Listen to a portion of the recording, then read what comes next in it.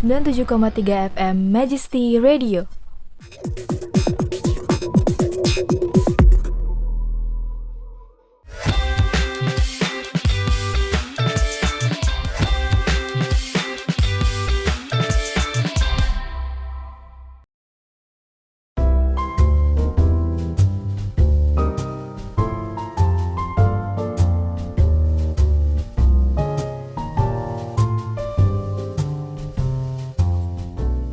Sembilan 97,3 FM Majesty Radio. Life is your journey. Bareng Dinda di Friday Talk. Di episode kali ini, kita akan membahas tentang kopi. Sebelumnya, kita cari tahu dulu yuk beberapa hal tentang kopi. Dikutip dari bangkatengahcup.go.id dan suara.com, kopi adalah minuman hasil seduhan biji kopi yang telah disangrai dan dihaluskan menjadi bubuk. Secara umum terdapat dua jenis pohon kopi, yaitu kopi robusta dan kopi arabica. Kopi merupakan minuman yang banyak dikonsumsi di Indonesia. Bahkan Indonesia merupakan negara pengkonsumsi kopi terbesar kelima di dunia. Wih, ternyata banyak juga ya yang minum kopi di Indonesia. Tapi, emang iya semua suka kopi? Kita dengerin dulu yuk pendapat orang-orang. Ya, aku suka minum kopi karena minum kopi dapat meningkatkan mood dan membuatku rileks. Kalau aku hampir nggak pernah minum kopi lagi sih, karena terakhir minum kopi tuh asam lambungku langsung naik gitu. Terus selain asam lambung naik, langsung pusing gitu loh.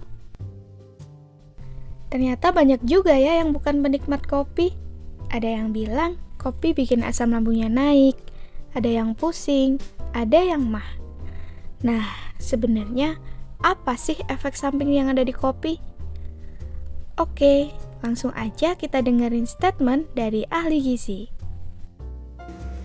Oke, jadi pertanyaannya adalah apakah konsumsi kopi dapat meningkatkan asam lambung? Nah, pada beberapa individu, peningkatan asam lambung dapat menyebabkan sensasi panas di dada dan ulu hati. Dalam dunia medis, kondisi ini disebut dengan heartburn. Heartburn merupakan salah satu tanda dan gejala penyakit GERD yang merupakan salah satu gangguan saluran cerna bagian atas. Nah, banyak faktor yang mempengaruhi kondisi heartburn seperti pola makan yang tidak bergizi seimbang, makan terlalu banyak, makan tidak tepat waktu, sering konsumsi makanan yang merangsang saluran cerna seperti makanan kemasan, makanan pedas, dan makanan berbumbu tajam, kurang tidur, stres, dan sebagainya.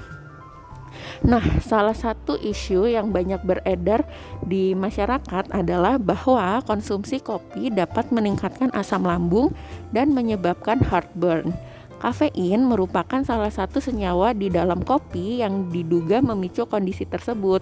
Nah, perlu diketahui tidak hanya pada kopi, kafein juga terdapat dalam teh, coklat, minuman soda, dan minuman berenergi. Namun, beberapa penelitian meta-analisis membuktikan bahwa tidak ada hubungan antara konsumsi kopi dengan heartburn yang merupakan salah satu tanda penyakit GERD. Nah, tetapi kok bisa ya ada orang yang minum kopi tapi langsung gak nyaman perutnya. Nah, hal ini bisa aja disebabkan karena si individu tersebut memang sensitif pencernaannya dengan kopi.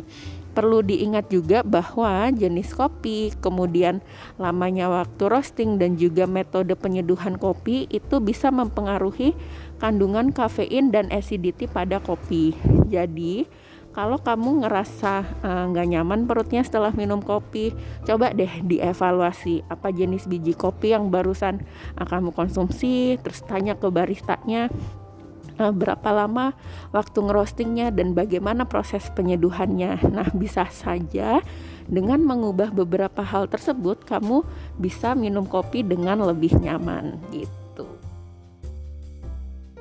Jadi begitu Sobat Jesty, kandungan di dalam kopi yang bisa menimbulkan keluhan-keluhan yang Sobat Jesty rasakan. Kurang lengkap nggak sih kalau ngebahas kopi tanpa ahli kopinya sendiri? Yuk kita dengerin laporan dari reporter Lestari yang sudah bertemu dengan ahli kopi F-Grader. Di sini saya sudah bersama Bapak Bambang, seorang F-Grader ahli kopi. Baik Pak, saya ingin bertanya, Menurut Bapak, apakah ada cara untuk menikmati kopi tanpa harus khawatir mengalami keluhan? Kandungan kafein biji kopi Robusta 2 kali lebih tinggi dari kopi Arabica, sehingga lebih tidak aman untuk orang-orang yang mempunyai penyakit jantung dan darah tinggi. Konsumsi berlebihan menyebabkan rasa cemas, gelisah, insomnia, denyut nadi lebih cepat, bahkan sekujur tubuh bisa sampai bergetar.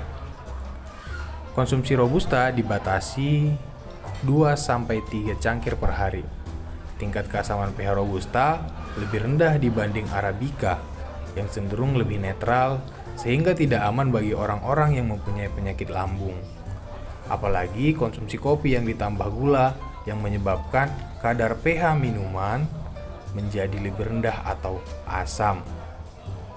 Nah, untuk penyeduhan kopi yang baik, penyeduhan menggunakan air mendidih sehingga saat diangkat dari kompor suhunya sekitar 98 derajat Celcius. Penyeduhan sebaiknya tanpa dicampur bahan lain terlebih dahulu sehingga ekstraksi kopi ini sempurna. Diamkan beberapa saat sebelum ditambah bahan lainnya seperti gula.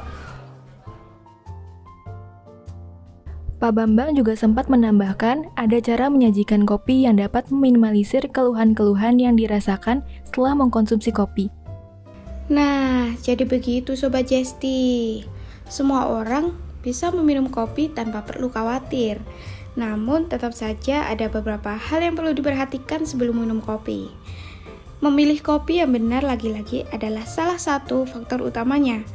Konsultasikan juga dengan dokter mengenai makanan minuman apa saja yang sebaiknya kamu konsumsi. Hindari agar penyakit mah tidak kambuh lagi. Kira-kira bakal ada informasi baru apa lagi ya di episode Friday Talk berikutnya?